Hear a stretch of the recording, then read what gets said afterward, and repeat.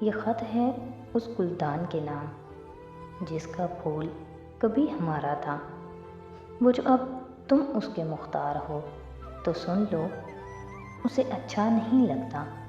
میری جان کے حقدار ہو تو سن لو، اسے اچھا نہیں لگتا کہ وہ جو کبھی زلف بکھیرے تو بکھری نہ سمجھنا، اگر جو ماتھے پہ آ جائے تو بے فکری نہ سمجھنا۔ دراصل اسے ایسے ہی پسند ہے، اس کی کھلی زلفوں میں اس کی آزادی بند ہے۔ جانتے ہو، وہ اگر 1000 بار زلفیں نہ سنوارے تو اس کا گزارا نہیں ہوتا۔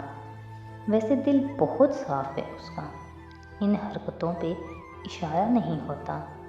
خدا کے واسطے اسے کبھی ٹوک نہ دینا، اس کی آزادی سے اسے کبھی روک نہ دینا، کیونکہ اب میں نہیں، تم اس کے دلدار ہو تو سن لو، اسے اچھا نہیں لگتا، اسے اچھا نہیں لگتا۔